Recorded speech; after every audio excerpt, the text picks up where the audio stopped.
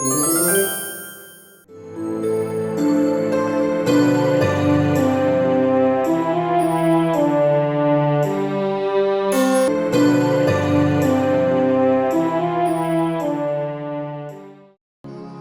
पुरानी बात है। एक गांव में रतन चौधरी व सेखू नाम के दो व्यक्ति रहते थे।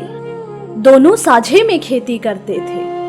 अरे सेखू भाई, चलो अब चलते हैं, अब खेतों का काम भी हो गया है।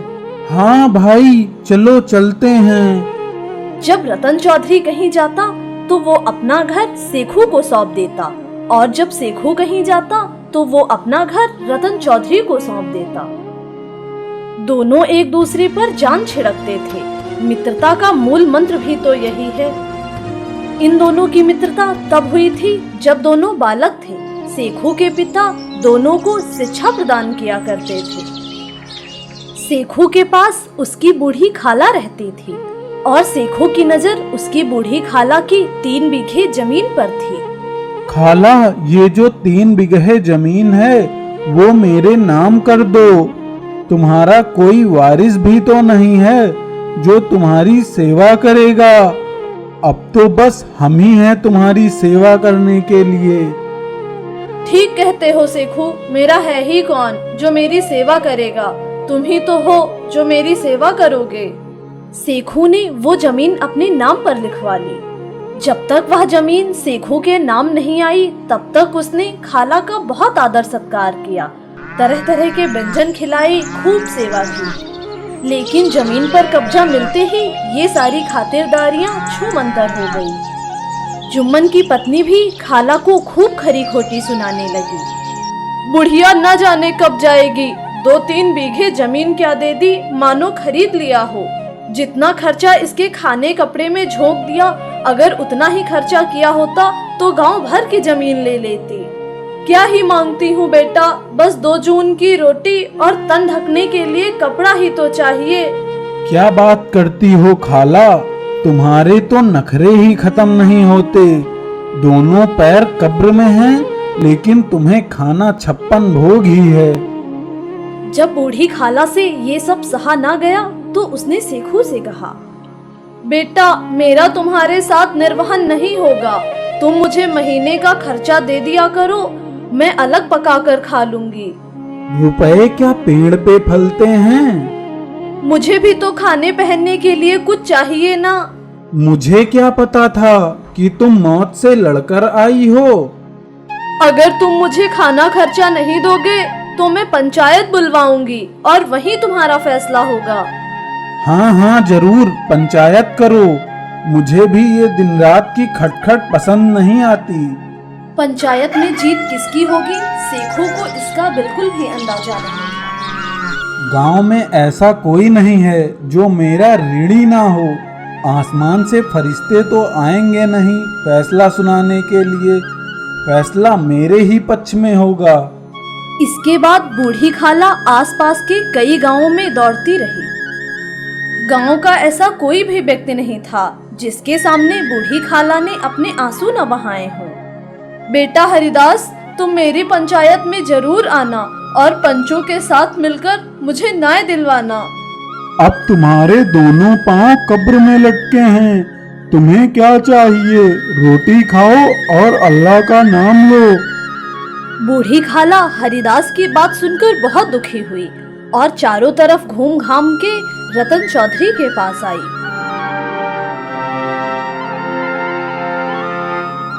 बेटा तुम भी दम भरकर मेरी पंचायत में चले आना। मुझे वहाँ बुलाकर क्या करोगी अम्मा? गांव भर के लोग तो वहाँ आएंगे ही। अपनी विपदा तो मैं सबको रो आई, अब तुम आना या ना आना ये तुम्हारी मर्जी। आने को तो मैं आ जाऊंगा, लेकिन पंचायत में मुंह नहीं खोलूंगा। क्यों बेटा? अब इसका क्या जवाब दूं? सेखू मेरा बाल मित्र है, मैं उसे बिगाड़ कर नहीं रख सकता। बिगड़ने के डर से ईमान की बात ना कहोगे? अम्मा तुम तो जानती हो सेखू से मेरी गाढ़ी दोस्ती है। इसके बाद रतन चौधरी के पास कोई जवाब नहीं था। यह बात उसके मन में घर कर गई कि बिगड़ने के डर से न्याय की बात नहीं करोगे। शाम हुई, पंचायत बैठ गई। लगभग गांव के सभी लोग पंचायत में मौजूद थे। अधिकांश लोग सिर्फ दर्शक बनकर आए थे। सेखू पहले से ही वहां मौजूद था, जो रतन चौधरी से कुछ दूरी पर खड़ा था। जब पंच बैठ गए तो बूढ़ी खाला ने कहना शुरू किया, पंचों, आज से कुछ वर्ष बीत गए। मैंने अपनी सारी जमीन सेखू के नाम कर दी थी। इसने मुझे रोटी और कपड़ा देने का वादा किया था, परंतु अब तो ना मुझे रोटी मिलती है और ना ही कपड़ा। मैं बेबस बेवा हूँ, आप लोग ही मेरा इंसाफ कीजिए। मैं पंचों के फैसले को सर माथे पर रखूंगी। उन्हीं में से एक रामलाल बोला, शेखू, तुम किसे पंच चुनते हो? अभी इसका निपटारा कर लो, फिर जो पंच कहेगा वही मानना पड़ेगा। पंचों का फैसला सराखों पर होगा। खाला जिसे चाहें पंच चुन सकती हैं, मुझे कोई ऐतराज नहीं है।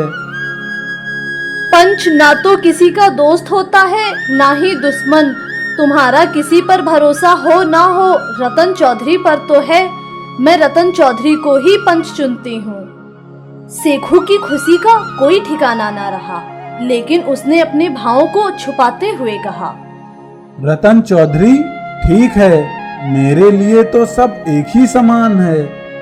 पंचायत की कार्यवाही शुरू हुई तो रतन चौधरी ने कहा, सेखू, हम और तुम पुराने मित्र हैं, लेकिन इस समय तुम और बूढ़ी अम्मा दोनों ही मेरे लिए बराबर हो। तुमको जो कहना हो तुम कहो। सेखू को अब भरोसा हो गया था कि बाजी उसके हाथ में है। पंचों, काफी समय हो गया। मैंने खाला की जमीन ली थी और मैं खाला को रोटी कपड़ा देता रहा और सेवा भी की।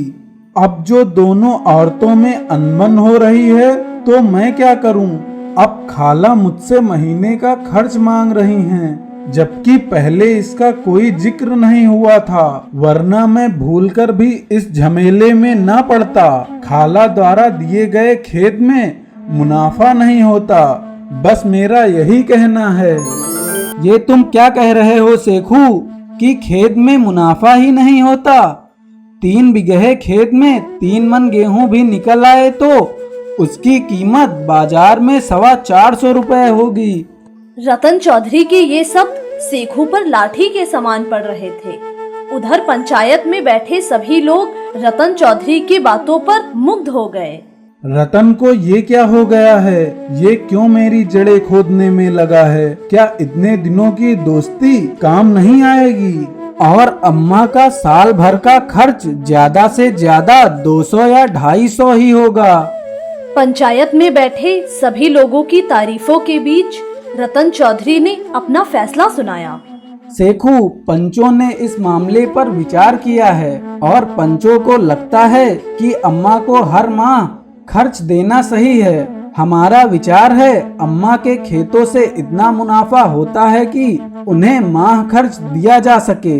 यही हमारा फैसला है कि अगर सेखू को माह खर्च देना मंजूर ना हो तो जमीन के सौदे को रद्द किया जाए। यह सुनकर सेखू सन्नाटे में आ गया और मन ही मन सोचने लगा, जो अपना मित्र है वही हेर फेर करने लगा, शत्रु जैसे व्यवहार करने लगा।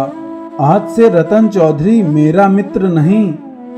रतन चौधरी के इस फैसले पर सभी दिल खोलकर तारीफें करने लगे। रामलाल ने कहा, इसी का नाम है पंचायत। दोस्ती अपनी जगह और न्याय अपनी जगह। पंचायत समाप्त हुई, सब अपने अपने घर चल पड़े।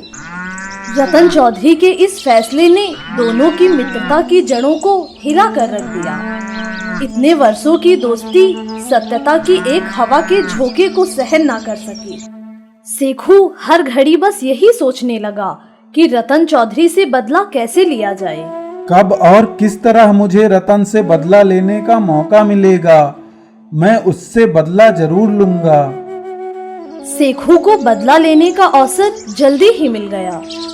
रतन चौधरी कुछ वर्ष पूर्व एक बैल की जोड़ी लेकर आया था। पंचायत होने के कुछ महीने बाद ही बैलों की जोड़ी से एक बैल मर गया। इस पर सेखू ने अपने दोस्तों से कहा, ये दगाबाजी की सजा है। उसने मेरे साथ धोखेबाजी की और उसके बैल ने उसका साथ छोड़ दिया।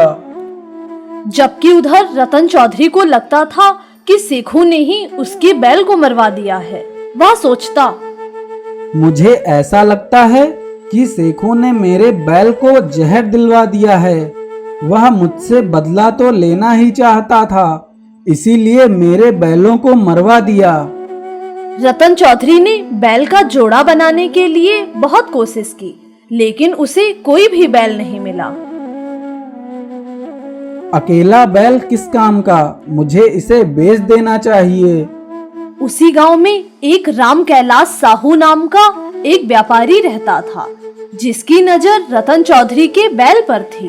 वह सोचता रहता, यह बैल तो बहुत अच्छा है। अगर यह हाथ लगे तो दिन में बाजार के 3 चक्कर लग जाएंगे।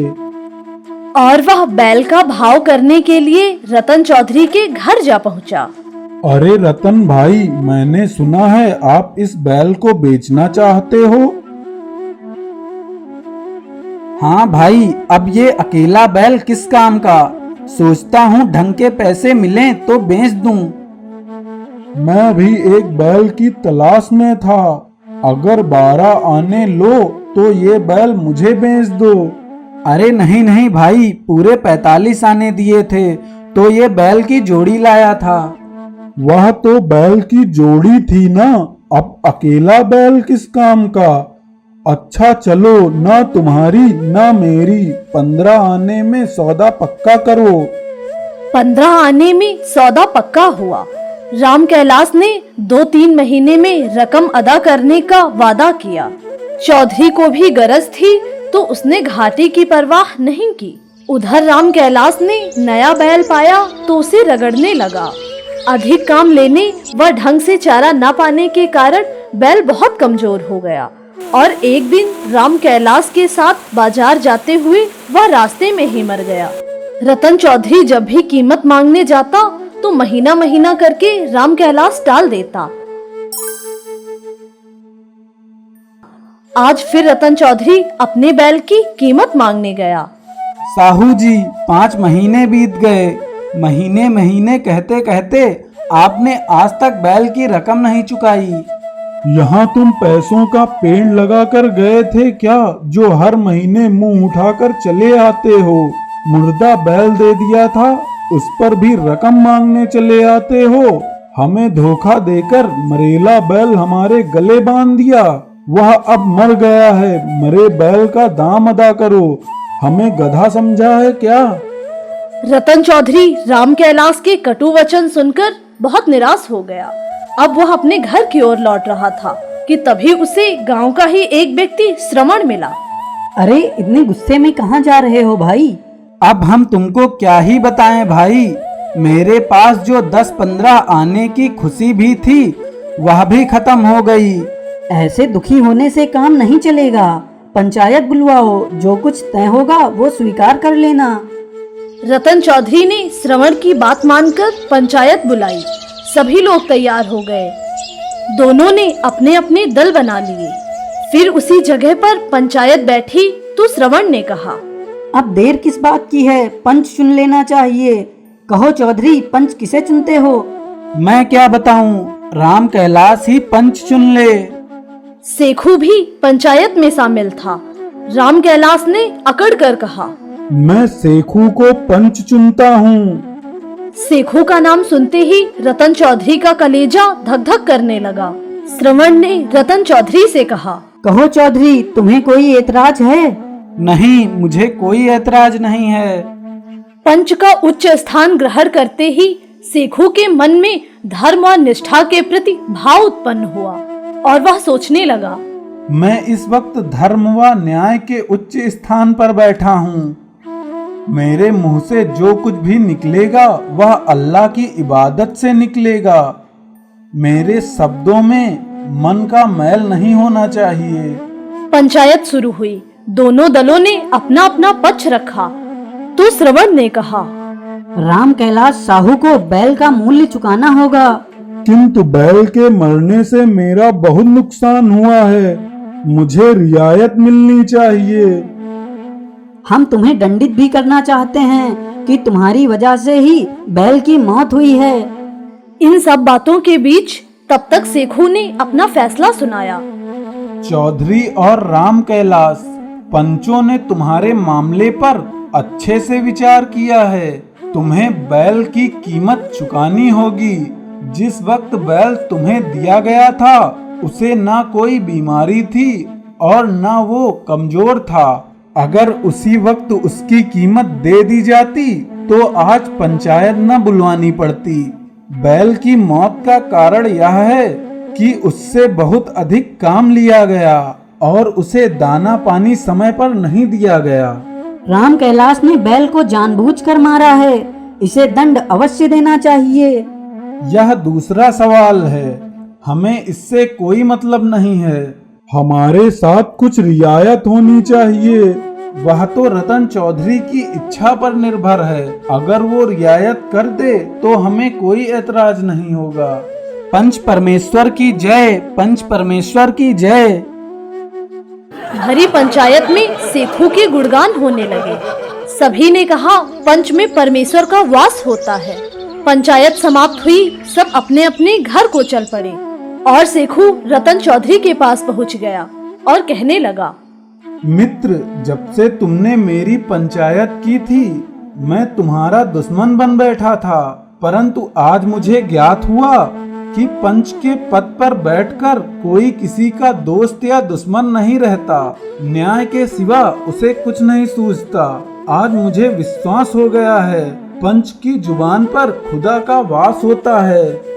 सेखू की ये बातें सुनकर रतन चौधरी बहुत खुश हुआ। सच्चाई के एक फैसले ने दोनों को वापस मित्र बना दिया। उनकी मुरझाई हुई मित्रता फिर से हरी भरी हो गई।